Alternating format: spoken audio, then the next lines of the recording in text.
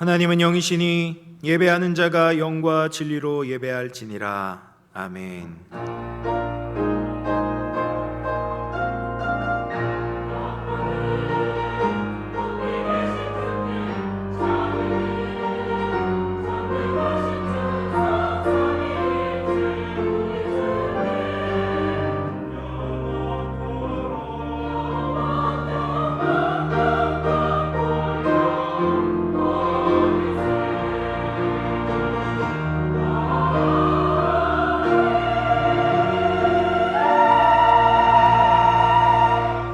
여호와께 감사하라. 그는 선하시며 그의 인자하심이 영원함이로다.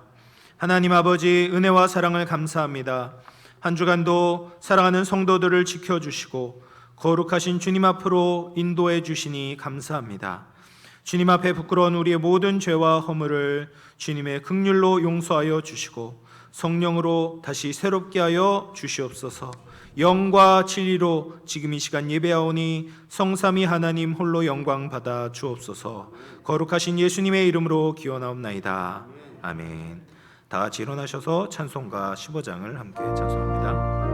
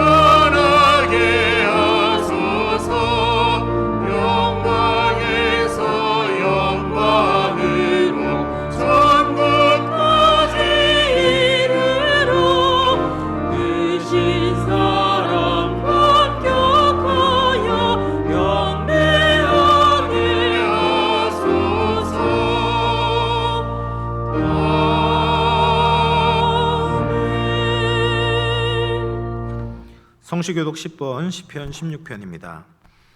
하나님이여 나를 지켜주소서. 내가 주께 피하나이다. 내가 여호와께 아뢰되 주는 나의 주님이시오니 주밖에는 나의 복이 없다 하였나이다. 땅에 있는 성도들은 존귀한 자들이니 나의 모든 즐거움이 그들에게 있도다. 다른 신에게 예물을 드리는 자는 괴로움이 더할 것이라. 나는 그들이 드리는 피의 전제를 드리지 아니하며 내 입술로 그 이름도 부르지 아니하리로다. 여호와는 나의 산업과 나의 잔의 소득이시니 나의 분깃을 지키시나이다. 내게 줄로 재어준 구역은 아름다운 곳에 있으며 나의 기업이 실로 아름답도다. 나를 훈계하신 여호와를 송축할지라. 밤마다 내 양심이 나를 교훈하도다. 내가 여호와를 항상 내 앞에 모시며 그가 나의 오른쪽에 계심으로 내가 흔들리지 아니하리로다. 아멘. 사도신경으로 우리의 신앙을 고백하겠습니다.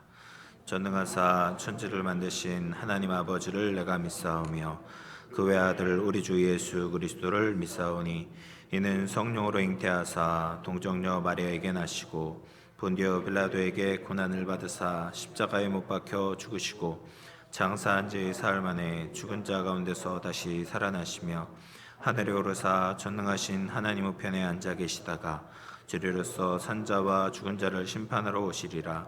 성령을 믿사오며 거룩한 공예와 성도가 서로 교통하는 것과 죄를 사하여 주시는 것과 몸이 다시 사는 것과 영원히 사는 것을 믿사옵나이다. 아멘. 자리에 앉으셔서 찬송가 80장을 함께 찬송합니다.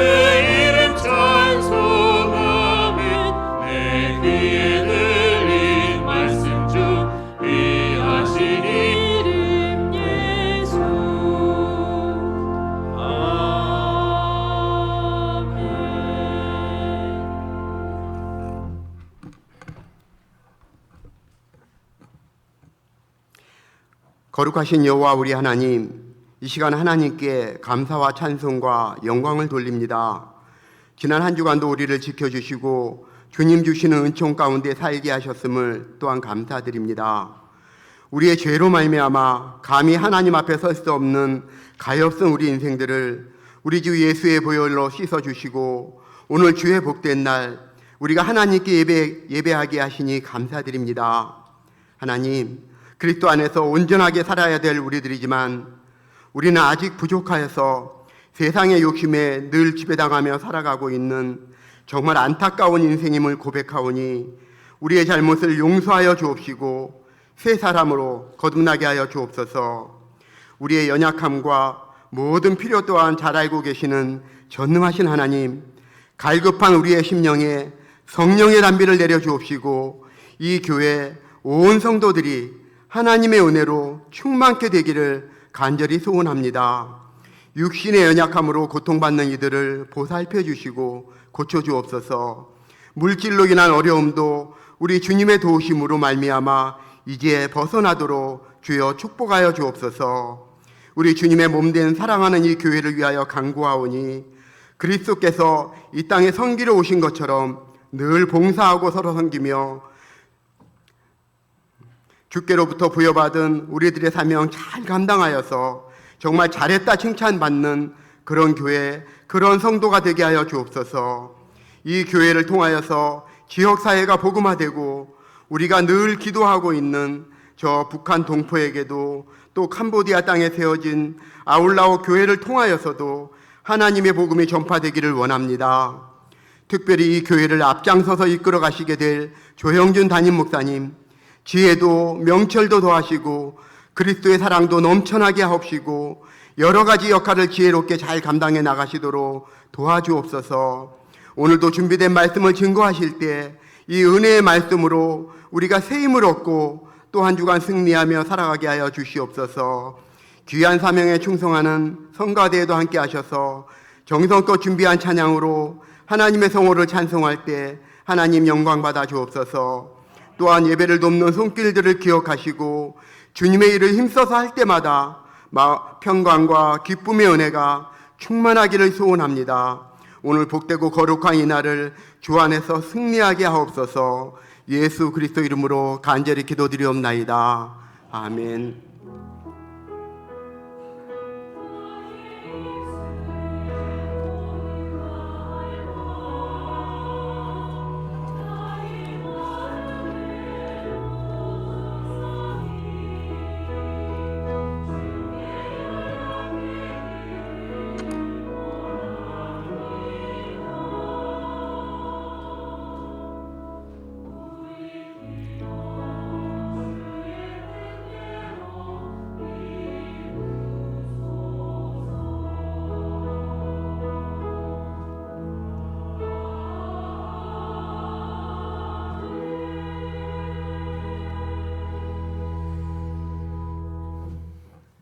오늘 우리에게 주시는 하나님의 말씀은 디모데전서 3장 14절에서 16절입니다. 신약성경 339쪽입니다. 우리 짧은 구절이니까 한 목소리로 봉독하도록 하겠습니다. 내가 속히 내게 가기를 바라나 이것을 내게 쓰는 것은 만일 내가 지체하면 너로 하여금 하나님의 집에서 어떻게 행하여야 할지를 알게 하려 함이니 이 집은 살아계신 하나님의 교회요 진리의 기둥과 터니라. 그도다 경건의 비밀이여 그렇지 않다 하느니 없도다. 그는 육신으로 나타난 바 되시고 영으로 의롭다 하심을 받으시고 천사들에게 보이시고 만국에서 전파되시고 세상에서 믿음 받으시고 영광 가운데 올려지셨느니라. 아멘.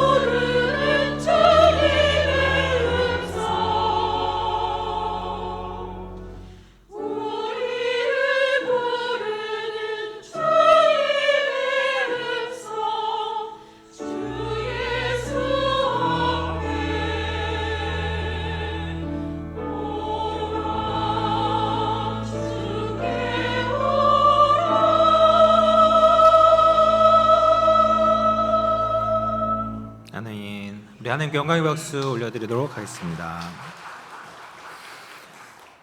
우리는 참 비밀을 좋아합니다. 그래서 뭔가 비밀을 알 때 내가 대단한 사람이 된 것 같습니다. 그리고 또 많은 사람들이 이 비밀스러운 어떤 신비주의를 좋아합니다. 그래서 남들이 알지 못하는 감추어진 비밀스러운 지식을 알고 어떤 감추어진 능력을 경험하는 것을 이렇게 동경하는 것 같습니다. 최근에 이제 내가 신이다라는 다큐멘터리가 굉장히 화제를 일으켰습니다. 근데 이야기를 들어보면 굉장히 이성적인 명문대 학생들이 이단에 빠져서 그 인생을 망친 사람들이 한두 명이 아닙니다. 왜 그럴까? 사람들이 뭐 많은 이유가 있겠지만 사람들이 이성을 뛰어넘는 어떤 신비한 것을 좋아하기 때문에 그렇다라는 생각이 듭니다. 이단들은 성경을 사용하는데 이 성경에서 성경을 해석하는 데 있어서 정통 교회에서 하는 식으로 하지 않습니다. 문맥을 보고 배경을 연구하고 이렇게 막 드러난 하나님의 뜻에 대해서 관심을 갖는 게 아니에요. 드러난 뜻이 아니라 감추어진 뜻이 있다, 이런 식으로 보는 거예요. 그래서 그냥 우리가 딱 봐서 드러난 뜻이 아니라 감추어진 신비로운 뜻, 이제 알레고릭한 해석이다라고 하는데, 그래서 상징주의적으로 다 해석을 하는 겁니다. 그래서 모든 게 다 상징이에요. 그러다 보니까 이단들마다 자기 입맛대로 그 교리들을 짜맞출 수가 있습니다. 똑같은 성경인데도 자기 마음대로 이 교리를 짜맞추다 보니까 그 교주를 우상화 만들 수 있고 교주가 원하는 대로 성도들을 좌지우지할 수가 있는 겁니다. 근데 그런 것을 보면서 와, 감추어진 의미를 알았다, 신비하다, 신통방통하다, 진짜 진리구나 라고 생각하는, 착각하는 사람들이 너무 많다라는 거죠. 이 디모데전서의 수신자인 디모데는 에베소 교회를 목회하던 이제 사역자였습니다. 그런데 이 에베소 교회 안에 거짓 선생들이 판을 치고 있었습니다. 그들도 뭔가 자연스럽지 못하고 정상적이지 않는 삶을 요구했다라는 것을 말씀을 통해서 볼 수가 있습니다. 디모데전서 4장 3절 말씀인데요. 혼인을 금하고 어떤 음식물은 먹지 말라라고 이야기를 하는 거예요. 혼인을 하는 게, 남녀가 혼인을 하는 게 정상적이지 않습니까? 그런데 혼인을 금하고 그리고 어떤 음식물에 대해서는 네가 먹으면 안 된다라는 금욕주의에 대해서 이야기를 하고 있는 겁니다. 이런 가르침은 이제 그 당시 유행한 이단이 영지주의의 가르침과 같습니다. 이 영지주의의 가장 큰 특징은 이원론이에요. 이원론이 뭐냐면 하나님의 세계와 인간의 세계가 철저하게 분리되어 있다라는, 하늘과 땅은 섞일 수가 없어요. 접촉할 수가 없다. 완전히 분리되어 있다. 영은 선하고 육체는 악하다라는 거예요. 그래서 물질 세계는 다 부정하게 생각합니다. 여기에서 파생되어 나오기 때문에 지나친 금욕주의가 나오게 되는 거죠. 영혼이 감각적인 굴레와 정욕에서 해방되기 위해서는 모든 것을 다 금해야 된다라는 거예요. 근데 이것이 완전히 반대쪽 극단으로 가면 뭐가 되냐면, 영혼은 선하기 때문에 육체가 어떤 일을 해도 상관이 없다. 그렇기 때문에 내 마음대로 육체의 정욕을 태워주면 무슨 짓을 해도 상관이 없다라는 도덕 폐기론자들이 생기게 되는 겁니다. 이게 완전 극단이죠. 금욕주의고 한쪽은 완전히 문란하게 살아가는 것. 이게 다 영지주의에서 나오게 되는 겁니다. 근데 이제 JMS에서 이제 그 나는 신이다의 JMS가 굉장히 부각되지 않습니까? JMS에서도 비슷한 주장을 해요. 이 태초에 이제 아담과 하와가 있을 때 그들이 왜 죄를 범하게 되냐면, 하와가 루시퍼랑 성관계를 가졌다, 이게 죄의 시작이다라고 해석을 하는 거예요. 성경에 어디에도 그런 이야기가 나오지 않지만 그들은 그렇게 상징적인 의미를 부여합니다. 그래서 남녀 간의 성관계 하면 안 돼 라고 이야기를 해요.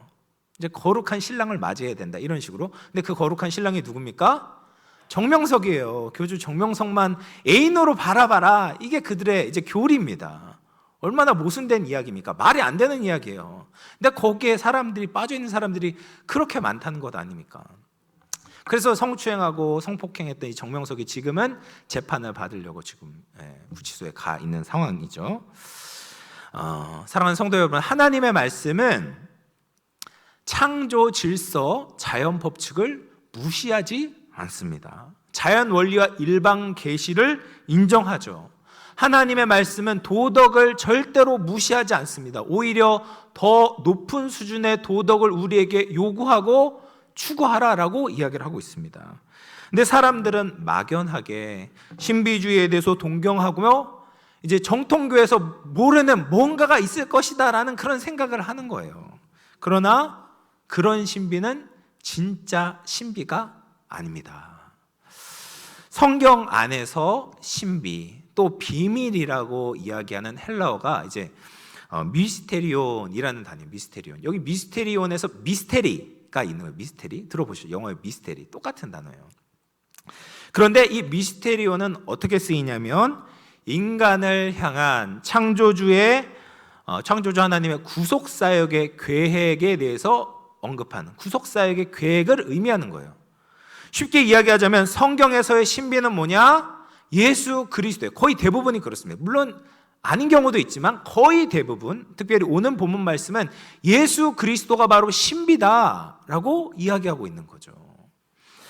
여러분, 예수님은 정말 신비한 분입니다. 이분이 거짓이라면 당연히 우리에게 아무런 의미가 없겠지만 예수님이 사실이기 때문에 믿는 우리뿐 아니라 믿지 않는 자들도, 모든 만물도, 더 나아가 천상에서도 놀라운 변화가 일어나게 되었습니다.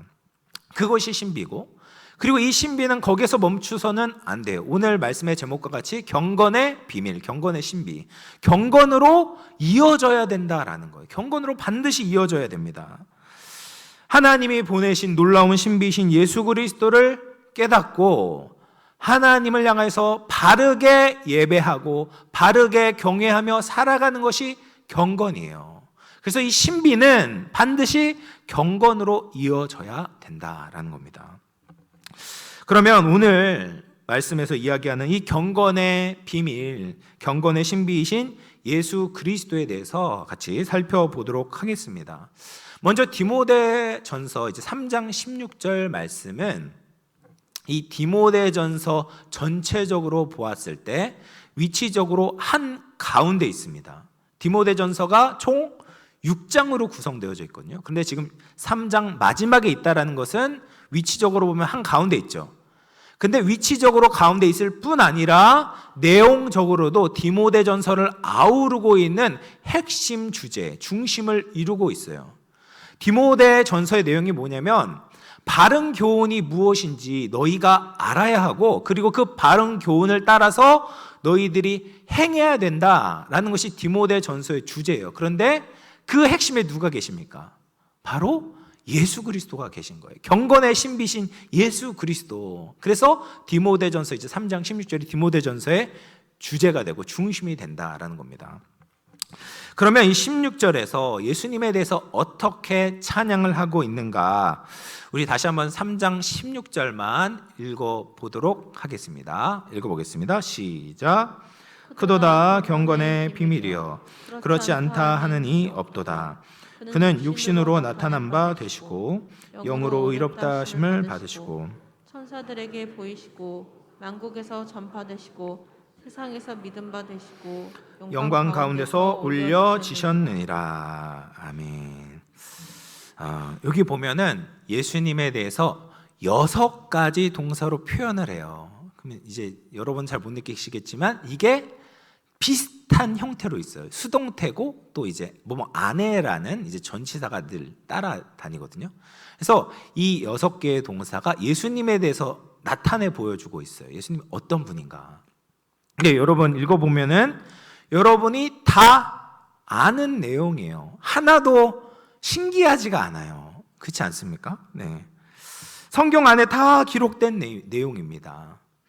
그러나 여러분 다시 조금만 떨어져서 생각해보면 이것은 굉장히 신비로운 내용입니다. 우리가 지금 알고 믿어서 그렇죠. 이것을 처음 접했다고 생각해 보세요. 이거는 정말 놀라운 신비이고, 그리고 그것을 우리가 믿고 살아가는 것 자체가 굉장히 신비로운 삶입니다. 그리고 특별히 우리가 제가 좀 전에 말씀드렸던 그 영지주의의 교리와 이제 대조적으로 생각하면서 이것을 본다면, 이 예수님께서 오신 것이, 예수님께서 보여주신 것이 얼마나 신비로운지를 더 깊이 깨닫게 됩니다. 그러면 먼저는 하나님이신 예수님이 우리를 위해 이 땅에 오셨고, 또 우리가 예수님을 통하여 새로운 생명을 얻었다라는 것이 가장 위대한 신비입니다. 여러분, 에베소 도시에는 많은 신이 있었어요. 이방 신이 있었습니다. 그래서 그리스, 로마에서 섬겼던 그 신들이 있었어요. 그래서 디모데전서 4장 7절 말씀은 이렇게 이야기합니다. 망령되고 허탄한 신화를 버리고. 여러분, 그리스, 로마는 신화예요. 신화. 이야기인데 거짓 이야기예요. 이 그리스, 로마에 많은 신들이 있지만 그들은 이 땅에서 어떤 역사도 일으킬 수가 없어요. 어떤 족적이 없어요. 왜냐하면 가짜기 때문에. 그런데 예수님은 다르시죠. 예수님은 진짜입니다. 예수님은 신화가 아니라 역사예요. 예수님은 실제로 이 땅에 성육신에서 오셨고 33년 동안 사람들과 함께 부딪히면서 살아가셨습니다. 기쁘고 슬퍼하시고 또 제자들과 동고동락하셨어요. 그리고 정말 십자가에 달려 고통 가운데 돌아가셨습니다. 정말 사람으로 이 땅 가운데 오셨다라는 거죠. 수많은 기록이 있고 수많은 증인들이 있습니다. 그런데 거기서 끝나지 않았어요. 예수님은 인간이 아니라 또 하나님이시기 때문에 죽으심으로 끝난 것이 아니라 부활하셨습니다. 부활하심으로 말미암아 하나님의 아들로 인정되셨습니다. 그 부활의 증인도 굉장히 많았어요. 그리고 예수님 부활 승천하셔서 지금도 살아 계십니다. 하늘에 속하신 그 하나님, 2위 하나님이신 예수님께서 역사를 뚫고 들어오셔서 자기 자신에 대해서 인간에게 나타내 보여주셨다. 그래서 엄청난 신비예요. 엄청난 신비. 우리가 볼 수 있도록, 경험할 수 있도록, 만질 수 있도록 우리에게 나타내 보여주셨어요. 이거 신비입니다. 그리고 예수님께서 이 땅에 오신 것도 신비인데 그 사실이 지금 우리에게 전해진 것도 신비입니다. 예수님의 탄생, 예수님께서 태어나신 것에 대한 그 의미, 그리고 그 중요성이 팔레스타인 땅을 넘어서서 하늘과 땅의 모든 사람들과 그리고 천사들과 그리고 심지어 만국에 퍼져서 지금 여기 대한민국에 사는 우리에게까지 전해진 것이 신비입니다. 이것은 우연이 아니에요. 하나님의 놀라운 계획이에요. 놀라운 계획. 하나님의 놀라운 계획입니다. 그래서 우리가, 대한민국에 사는 우리가 유대 땅에 태어나셨던 하나님이신 예수님을 지금 알고 있다. 전파되어서 지금 우리가 알고 있다. 이것이 신비다. 성경 그렇게 이야기해요. 그리고 그 사실을 믿으면 새로운 생명을 얻게 된다. 이것 또한 신비죠. 우리가 예수 그리스도를 믿게 되었고 예수님으로 인해서 인생이 완전히 바뀌게 되었습니다. 내 안에 예수님의 말씀이 계시고 예수 그리스도의 영이 우리 안에 거하고 계십니다. 이것이 신비죠. 네, 이게 신비입니다. 다른 종교들은 다 인간 스스로 하나님께 도달하려고 합니다. 나에게 있는 잘못된 것, 나에게 있는 육체적인 것들, 그런 것들을 다 제거하고 영적인 것, 순수한 것만 남으면 내가 신에게 도달할 수 있을 것이다. 어떤 고상한 경지에 오를 것이다. 열반에 오를 것이다 라고 믿습니다. 사람의 노력으로 아래에서 위로 올라가려고 합니다. 근데 성경은 그것이 절대로 불가능하다. 우리가 경험해서도 알잖아요. 그거는 안 되는 일이에요. 불가능한 일입니다. 그래서 하나님께서 우리를 불쌍히 여기셔서 이 땅 가운데 내려오신 거죠. 인간이 올라갈 수 없으니 하나님이 내려오셨습니다. 그래서 우리를 회복시키시고 의롭게 만드시는 거죠. 이것이 하나님의 은혜이고 복음의 신비입니다. 두 번째 신비 무엇이냐면 하늘에서 일어나는 일이 지금 이 땅에서도 일어나고 있다라는 거예요. 여러분, 오늘 제가 이제 6개의 이제 동사로 이루어져 있다라고 하는데 이것을 2개씩 한 묶음으로 3묶음을 만들 수 있어요. 보세요. 그는 육신으로 나타난 바 되시고 영으로 의롭다함을 받으시고, 이것은 다 예수님이 나타나셨다라는 거예요. 그런데 2가지를 이야기해요. 하나는 육체로 나타나셨고 영으로 나타나셨다. 영과 육 동시에 나타나셨다. 그리고 그 다음을 보면 천사들에게 보이시고 만국에서 전파되시고, 천사들은 천상에 속한 거죠. 근데 만국은 이 땅에 속한 거예요. 그러니까 하늘과 땅에 동시에 예수님께서 전파되셨다. 마지막입니다. 세상에서 믿음 받으시고 영광 가운데 올려주셨다. 이것도 지상과 천상에서 일어난 일에 대해서 이야기를 하고 있는 거예요. 이것이 얼마나 그 당시에 유행했던 영지주의와 반대되는 이야기인지 모릅니다. 영지주의는 뭐예요? 아까 말씀드린 것처럼 하늘과 땅은 완전히 분리되어 있어. 이게 같이 섞일 수가 없어. 접촉할 수가 없어. 라고 이야기합니다. 왜 그렇겠습니까? 이 땅을 살아보니까 너무 지저분하고 더러운 거예요. 이 신이란 분이 도저히 이 땅 가운데 지낼 수가 없이 완전히 망가졌기 때문에 우리가 살기에도 이렇게 부담스럽고 더러운데 신이 이곳에 오겠어? 라고 생각이 드는 거예요. 그런데 하나님은 그렇지 않았다라는 거죠. 예수님은 그렇지 않으셨습니다. 이 땅 가운데 내려오셨어요. 예수님의 성육신은 하늘과 땅이 만나는 신비였습니다. 그래서 이 땅 가운데 무엇을 행하셨냐? 하늘에서 역사하실 뿐 아니라 이 땅에서도 동일하게 역사하셨다라는 거예요. 그래서 하늘에서도 전파되시고 천사에게 보이시고 우리에게도 보여주시고, 하늘에서도 영광을 받으실 뿐 아니라 우리가 예수 그리스도를 믿음으로 말미암아 그분이 영광을 받으셨다라는 말입니다. 지금 이곳에 이 땅에 예수님이 계시지 않죠. 승천하셔서 하늘에 계십니다. 그러나 하늘과 땅이 분리되어 있는 것이 아니라 여전히 연결되어 있습니다. 여러분, 미국 땅에도 본토가 있어요. 영토, 큰 영토 거기 있잖아요. 아메리카 대륙에 영토가 있어요.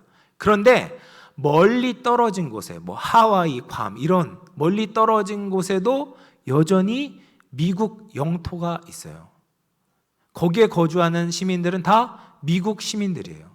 거기는 미국 대통령의 다스림을 받고 있죠. 미국의 법을 지켜야 돼요. 그리고 미국의 보호 아래에 있어요. 똑같습니다. 교회도 마찬가지예요. 교회도 지금 그렇게 분리되어 있는 것처럼 보여요. 하늘에 천상교회가 있거든요. 요한계시록 4장에 보면 하늘에 천사가 찬양하고 24장로들이 모이고 막 수많은 하나님의 백성들이 하나님께 영광을 돌리고 예수 그리스도께 영광을 돌리는 천상교회의 모습을 보여줘요. 그런데 그 천상교회가 지금 지상교회도 연결되어져 있다라는 말이에요. 분리되어져 있는 것이 아니에요. 우리 여전히 예수님의 백성들이고 자녀들이다라는 거죠. 지상교회는 예수님이 다스리시는 그 천국의 직영점이에요. 우리 영암교회가 천국의 직영점입니다. 이 땅에 있지만 이 땅에 속한 것이 아니라 천국에 속해 있습니다. 우리는 이 세상 사람들은 이 세상의 명령을 듣고 살아가지만 우리는 하늘의 음성을 듣고 예수님의 지시를 받으며 살아가야 된다라는 거예요. 이 땅에서 진리를 따르는 사람들은 소수입니다. 그래서 때로는 환란이 있고 박해가 있고 조롱이 있습니다. 그래도 우리가 기억해야 될 것은 무엇입니까? 우리는 천국 소속이다. 천상교회 가면 우리와 똑같은 수많은 하나님의 백성들이 있고 천사들이 있다. 무엇보다도 이 하늘과 땅을 다스리시는 예수 그리스도께서 계신다라는 것을 기억해야 되는 거죠. 그러면 우리가 이 땅에서 신앙생활하면서 절대로 위축되지 않는 것입니다.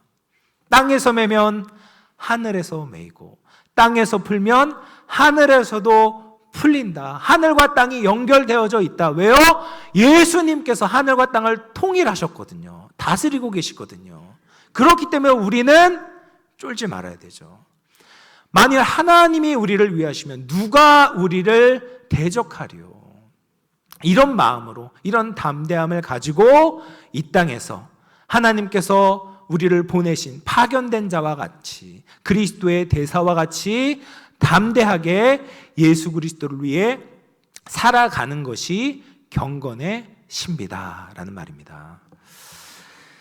그래서 세 번째로 생각해야 되는 신비는 무엇이냐면 바로 예수님께서 교회를 통해 높여져야 된다라는 말이에요. 그래서 이 마지막에 보면 예수님께서 성육신하심으로 시작하는데 마지막에 뭐가 있습니까?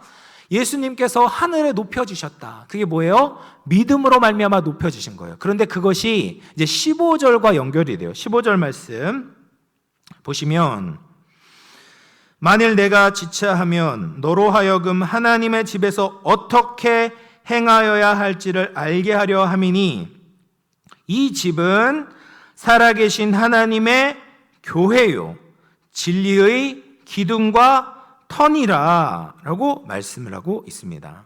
이 진리에 정관사가 붙어요. 그 진리예요. 그 진리. 그 진리가 누구십니까?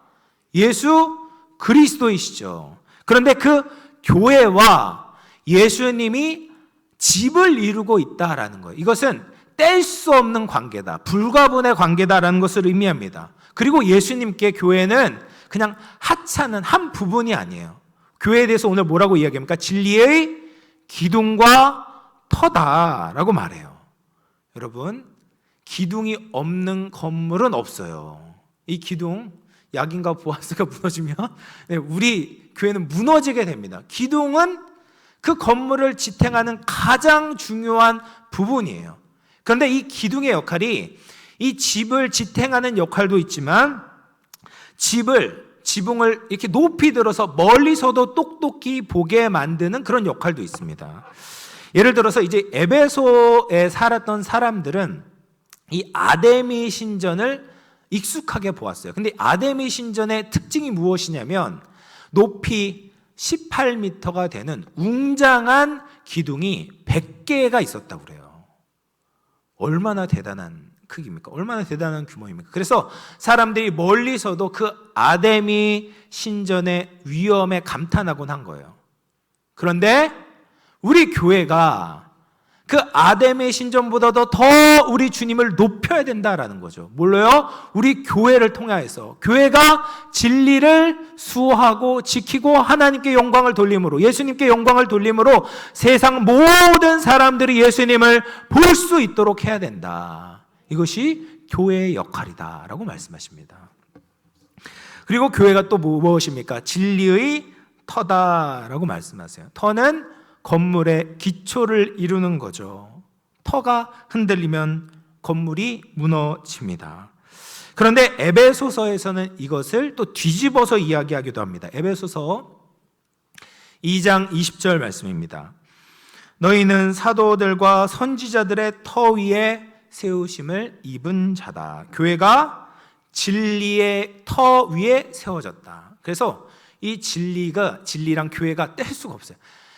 진리 위에 교회가 세워졌는데 예수님께서 진리 위에 세우셨어요, 교회를. 그런데 또 교회가 교회라는 그 받침 위에서 진리가 또 세워져야 돼요. 그러니까 이게 세우심을 받는 거예요.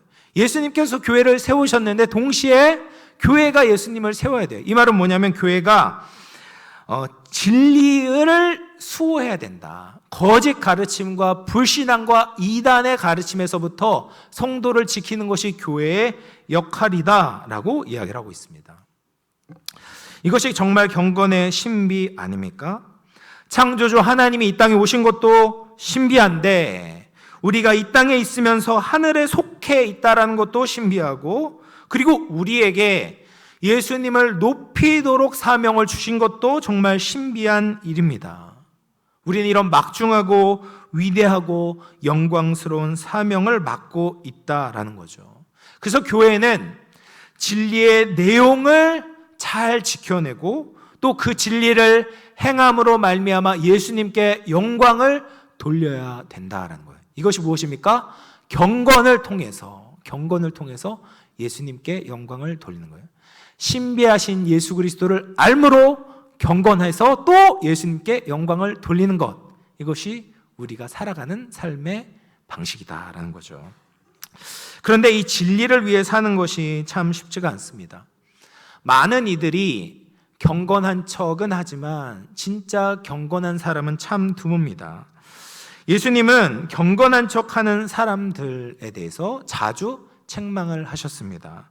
소위 말씀을 잘 안다는 바리새인과 서기관들의 외식된 행동을 호되게 꾸중하셨습니다.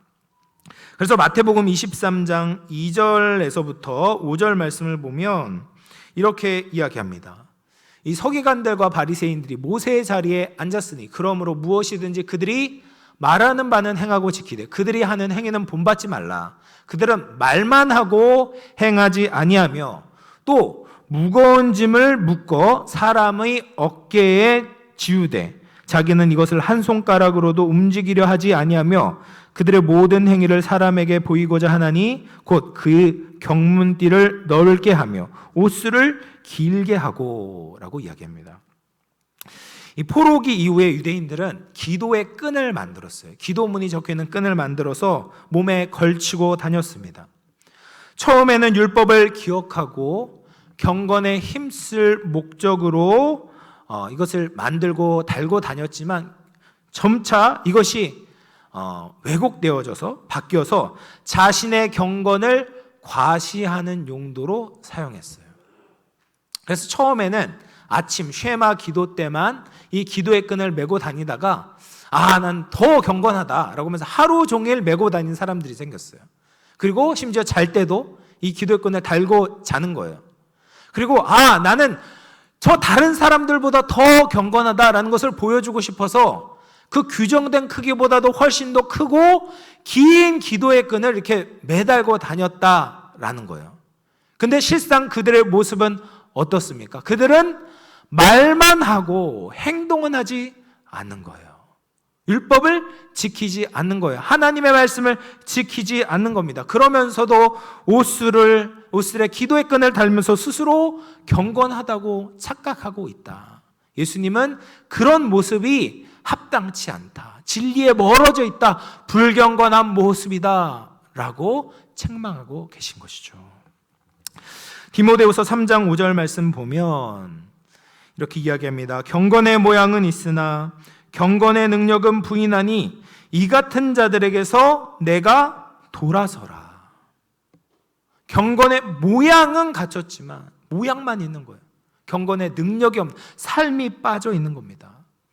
우리가 진리 대신 예수 그리스도를 알면 반드시 진리를 살아내야 하는 것이죠. 우리의 삶으로 진리를 높여야 합니다. 그것을 위해 예수님이 이 땅에 오셨습니다. 그런데 우리의 삶에 정말 복음이 나타나고 있는가? 우리가 정말 하나님을 경외하며 살아가고 있는가 돌아볼 필요가 있다라는 거죠. 세상 사람들이 우리에 대해서 조롱하는 이유가 무엇입니까?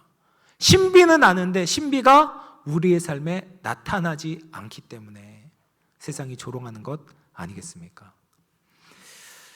보카치오의 데카메론이라는 책에 나오는 한 이야기가 있습니다. 이 자노라는 한 인물이 아브라함이라는 유대교 친구에게 이제 전도를 하는 거예요. 그래서 그 당시 다 이제 카톨릭이었으니까 어쨌든 기독교를 믿어라라고 전도를 했어요. 그러자 하도 그 이야기를 듣니까 이 유대인 친구가 이야기를 합니다. 너는 내가 기독교인이 되었으면 좋겠다 이 말이지. 그러면 내가 조건이 있다. 나도 그래 보려고 하는데 그 약속을 하기 전에 내가 먼저 로마에 가서 교황의 그 품위와 태도를 보고 싶다. 직접 보고 싶다. 그리고 추기경의 그 품위와 태도를 보고 싶다. 그리고 네가 하는 말과 그들의 품위와 태도가 정말 유대교보다 뛰어나다면 내가 기독교인이 되겠다. 근데 그 말을 듣고 이 자노라는 인물이 실망하면서 속으로 혼자 중얼거렸다라고 합니다. 이 사람을 내가 전도하면 좋겠는데 이 전도가 다 물거품이 되었구나.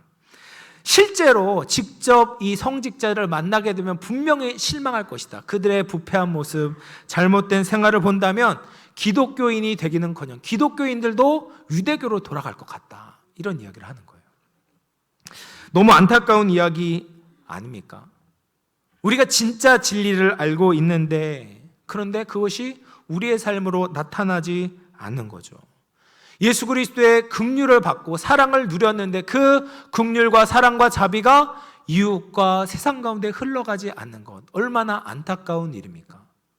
우리가 영을 구원받았다면, 영혼이 구원받았다면 우리의 손발도 구원을 받아야 되는 거예요. 이게 구원받지 않으면 영지주의자인 거예요. 영혼도 구원받고 우리의 손발도 구원을 받을 때 예수님께서 우리를 구원하신 그 본래 목적과 의도가 성취된다라는 것이죠. 그래서 우리가 경건을 이루어야 됩니다. 신비를 알고 그 신비를 몸으로 살아내야 하는데 그냥 되지 않습니다. 어떻게 그럼 우리가 경건하게 살 수 있는가? 디모데전서 4장 7절 말씀 다시 한번 읽어보도록 하겠습니다. 함께 읽어보겠습니다. 시작. 신화를 버리고 경건에 이르도록 네 자신을 연단하라. 네, 이 연단하라 이게 너무 중요해요. 연단하는 것이 무엇입니까? 훈련하는 거예요. 훈련하는 거. 영적인 구원이 임했는데 그것이 우리의 손과 발에, 우리의 삶에 발현되기 위해서는 반드시 훈련이 필요하다라는 거예요. 교회를 다니면서 들은 풍월만 많다고 해서 저절로 성숙하고 경건에 이르게 되는 것이 아닙니다. 오히려 많이 먹기만 하면 비만이 돼요. 건강하지 못해요. 움직여야 돼요. 운동을 해야 됩니다. 훈련을 받아야 되는 거죠. 그리고 훈련이란 것이 무엇입니까? 한순간에 되는 게 아니에요. 시간이 필요하고 노력이 필요하다라는 거예요. 이 운동선수들을 보면 진짜 타고난 재능이 있습니다. 근데 그 하늘이 주신 재능을 갖고 있는데 그런 선수들도 가만히 있으면 절대로 메달을 딸 수가 없습니다. 상을 받을 수가 없습니다. 그들이 가지고 있는 잠재력을 끌어올리기 위해서는 부단히 훈련을 받아야 돼요. 2008년 이제 베이징 올림픽에서 여자 역도 금메달리스트인 장미란 선수 잘 아시죠? 이 장미란 선수가 신실한 크리스찬으로 굉장히 유명합니다.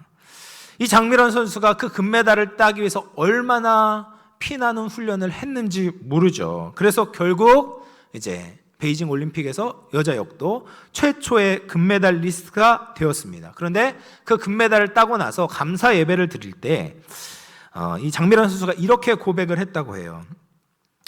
저는 무겁게 들어 올렸는데 다들 장난감처럼 들어 올렸다고 하시더라. 역시 이것은 제 힘으로 들어 올린 것이 아니다라는 생각이 들었습니다. 아무리 좋은 신체 조건을 가지고 있어도 하나님이 함께 하시지 않았다면 해낼 수 없던 일이었습니다. 가족들과 교인들과 많은 분들의 기도 덕분에 좋은 성적이 나왔다라고 생각합니다. 이런 고백을 하는 거예요. 저는 이것이 경건이다라고 생각합니다. 자기가 피땀 흘려서 노력하는 거죠. 경건을 위해서 훈련을 받는 겁니다. 우리가 받은 은혜를 가지고 내 손발을 부지런히 움직이는 거예요. 그러면 하나님이 도와주시는 거죠. 안 될 것 같은 무게를 들어 올릴 수 있도록 능력을 더해 주시는 겁니다. 세상에 대해서 무너지지 않고 승리할 수 있도록 은혜를 부어 주시는 거죠. 이것이 경건의 신비입니다. 그런데 이런 훈련이 없이 어떤 영성에 이르거나 경건에 이르려고 하는 사람들이 있습니다. 그런 사람들은 꼭 이상한 곳에 눈을 기울여요. 그러면 2단에 빠지고 3단에 빠집니다. 여러분 유튜브 보면 기독교라는 이름을 걸고 이상한 신비주의적인 행동을 하는 유튜버들이 많이 있어요. 여러분 그런 사람들 너무 조심해야 됩니다. 대표적으로 이제 박모 전도자라는 사람이 있어요. 저 아주 잘생겼어요. 찾아보지 마십시오. 잘생겼어요. 너무 막 말도 잘하고 영어도 잘해요. 그런데 이 사람이 성경 말씀이 적혀 있는 카드를 이제 그 집회 때 사람들에게 나눠 주었다고 해요. 근데 그 카드를 받은 사람의 이제 간증이에요. 그 카드를 받았는데 손이 뜨거워졌대요. 그러면서 이야기하는 게 성경 구절을 인용하는데 사도행전 19장 12절 말씀을 인용합니다.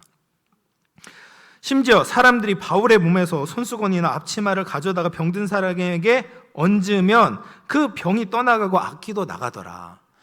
이 초대교회 역사가 지금 일어난 거다라고 이야기를 해요. 그러면서 자기가 그 손이 뜨거워진 그 카드를 다른 사람 손에 올려놓으니까 그 사람 손에 금가루가 생겼다. 그리고 막 오일리해졌다. 막 손이 막 반들반들해졌대요.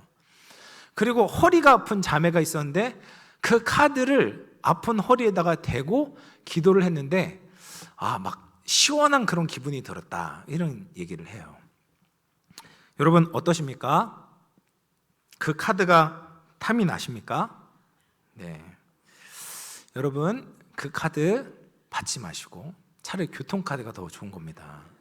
현혹돼서는 안 됩니다. 여러분 성경만 갖다 쓴다고 해서 성도가 아니고 성경만 사용한다고 해서 사역자가 아니고 교회가 아니에요. 이것은 신비가 아니라 사이비 신비주의예요. 성령의 기름 부음은 기름병에 기름을 옮겨 담을 수 있는 것처럼 담는 것처럼 인위적으로 막 왔다 갔다 그렇게 되는 것이 아니에요. 신앙이라는 것은 어떤 특별한 사람의 집회에 간다고 한순간에 바뀌고 그런 것이 아니에요. 특별한 사람이 지니고 있는 특별한 물건을 내가 지닌다고 해서 신앙이 경건해지는 것이 절대 아닙니다. 이것은 기독교가 아닌 거죠. 정말 바울의 손수건으로 성령이 임한다면 바울이 못하러 연단하라라고 이야기했겠습니까? 아마 그러면 이렇게 이야기했을 거예요. 디모데야, 내 손수건에 능력이 있으니 이 손수건을 에베소 교회 병든 자들 위에 올려놓으라. 그러면 성령이 임할 것이다 라고 이야기했을 거예요. 근데 그렇게 하지 않는다라는 거죠. 신비한 것을 쫓으면서 이 가짜 신비에 현혹되고 분별하지 못하는 사람들이 너무 많습니다. 여러분 그런 것은 쫓는 것이 아닙니다.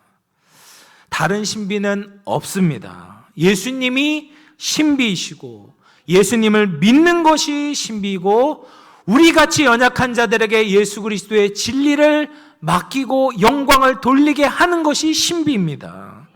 우리는 경건의 근원 되신 예수님을 알아야 되는 거죠. 힘써 알아야 됩니다. 그리고 그 예수 그리스도를 아는 지식으로 하나님을 경외하며 경건에 이르는 것이 신앙생활의 절정이고 신앙생활의 열매입니다. 경건에 이르는 데는 지름길이 없어요. 하루아침에 되지 않습니다. 매일 반복해서 훈련해야 됩니다. 말씀과 기도로 늘 자신을 돌아보고 순종과 겸손과 섬김을 연습해야 합니다. 시편 119편 11절 말씀 마지막으로 한번 읽어보도록 하겠습니다. 시작.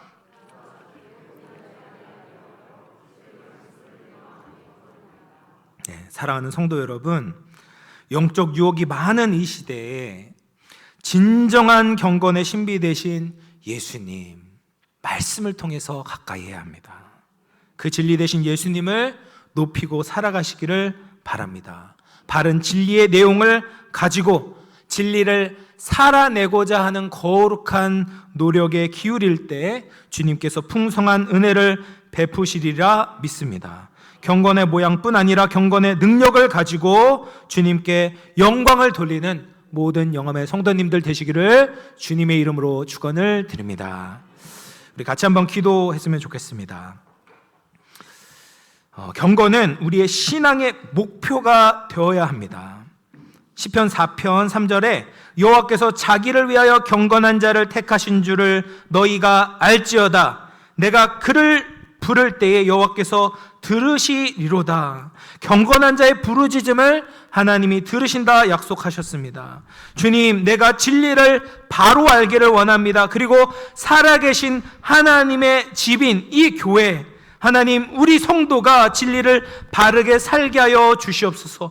머리에만 머무는 것이 아니라, 머리만 채우는 것이 아니라 예수님의 몸으로 손과 발을 통하여서 이 땅에서 성령을 따라 살아가게 하여 주시옵소서. 말씀 생각하면서 한번 기도하도록 하겠습니다. 하나님 아버지 감사합니다. 하나님, 부족한 우리에게 정말 경건의 신비 되신 예수 그리스도를 나타내 보여주시고, 하나님 우리 가운데 하나님 믿음을 허락하여 주셔서 하나님 예수 그리스도를 받고 새 생명을 얻게 하심을 감사합니다. 그것만으로도 놀라운 기적이고 신비인데, 하나님 우리를 통하여서 영광 받으시기를 원하시는 주님, 내가 그 진리를 높이기를 원합니다. 진리의 기둥과 터로 하나님의 가족으로 살아내기를 소망합니다. 하나님 우리의 영광 구원받을 뿐 아니라 하나님 우리의 육체도 하나님의 뜻대로 살아가기를 소망합니다. 내 손과 발이 예수 그리스도의 겸손과 섬김의 본을 따라가기를 원합니다. 하나님 부족하지만 아버지 우리가 끊임없이 훈련받기를 원합니다. 연단받기를 소망합니다. 그리하여서 정말 주님의 살아계심을 이 세상 가운데 드러내는 모든 영함의 성도들 되게 하여 주시옵소서. 은혜를 더하여 주시옵소서. 함께하여 주옵소서. 살아계신 하나님 아버지 감사합니다. 오늘 말씀을 통하여서 경건의 비밀, 경건의 신비에 대해 나누었습니다. 세속에 물들어 경건과 무관하게 살아가고 있는 우리들의 잘못된 모습을 용서하여 주시옵소서. 경건의 모양만 남고 외식적인 신앙생활을 하는 것들 다 제거하게 하시고 진정한 경건의 능력을 가지고 살아갈 수 있도록 인도하여 주시옵소서. 우리에게 계시하신 예수 그리스도의 신비를 더 깊이 알게 하시고 주님을 경외하고 사랑하는 마음을 가지고 삶으로 주님께 영광 돌리게 하여 주시옵소서. 이 모든 말씀 거룩하신 예수 그리스도의 이름으로 기도드리옵나이다. 아멘. 소리모아 김태인 조민수 학생의 특지로 준비하신 예물 하나님 앞에 봉헌하겠습니다.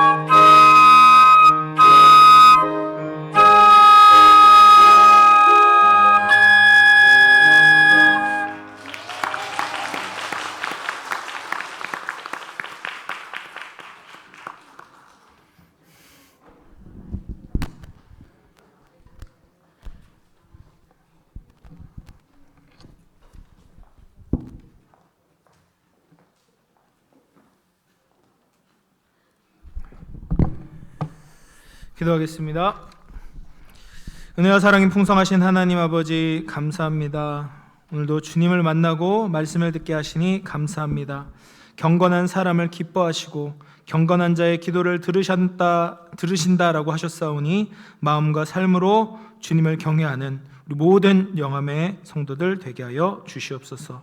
오늘도 받은 은혜 감사하여 하나님 앞에 감사 헌금을, 11조 헌금을, 해외 선교 헌금을, 장학 헌금을 여러 가지 목적과 감사함으로 봉헌하여 드립니다.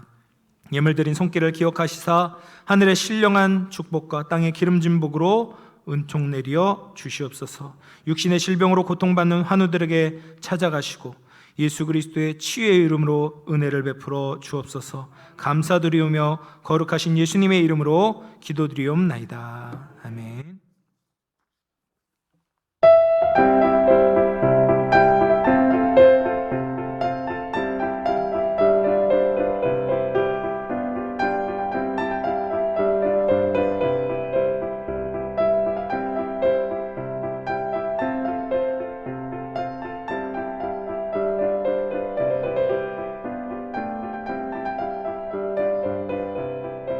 삼 월의 두 번째 주일 교회 소식 전해드립니다.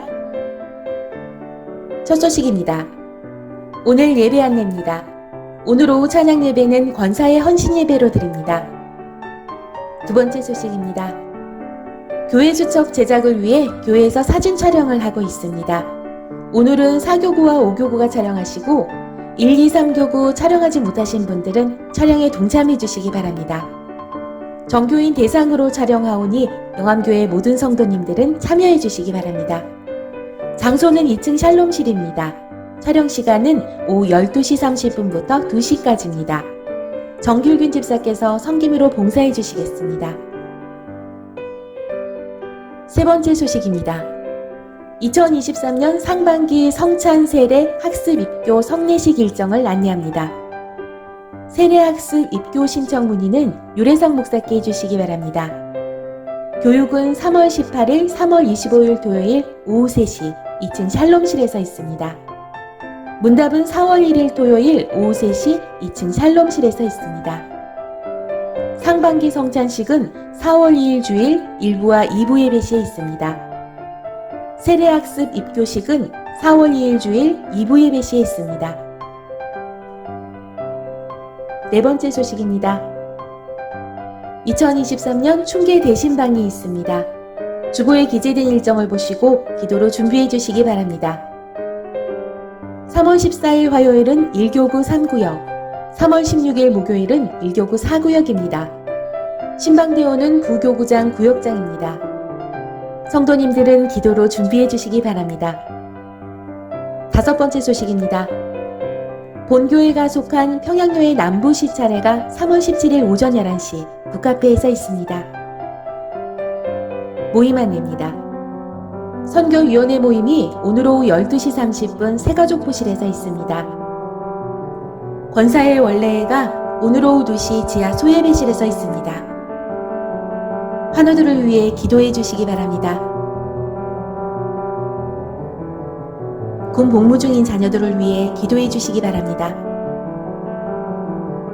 금주 식단 섬김이는 교회입니다. 꽃꽂이 섬김이는 조금준 집사, 김지혜 권사 가정입니다.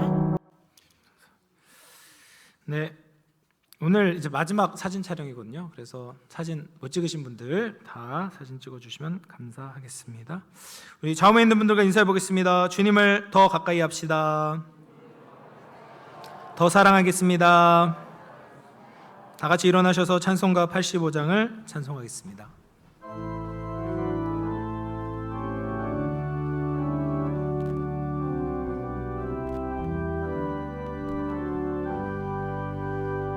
구주를 생각만 해도 내 맘이 좋거든.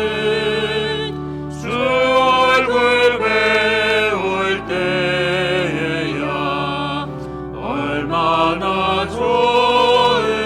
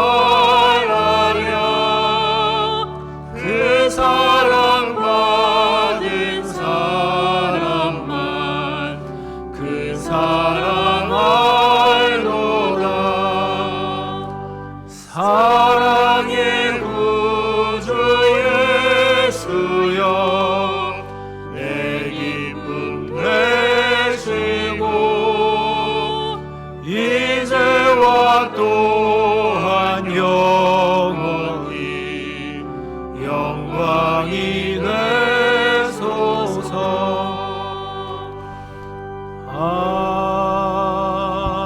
아멘. 이제는 우리 주 예수 그리스도의 은혜와 하나님 아버지의 한량없는 사랑과 성령님의 감화감동 내주 교통하시는 은총이 예수 그리스도를 깊이 알고 경건에 이루고자 힘쓰기로 다짐하고 결단하는 사랑하는 모든 영암의 성도들 머리 위에, 그 가정과 직장과 학업과 사업 위에, 모든 삶의 터전 위에, 자녀손들 위에, 몸된 우리 영암교회 공동체 위에, 이 나라 이 민족 위에, 세계 열방 가운데 이제로부터 영원토록 함께 있어지이다. 아멘.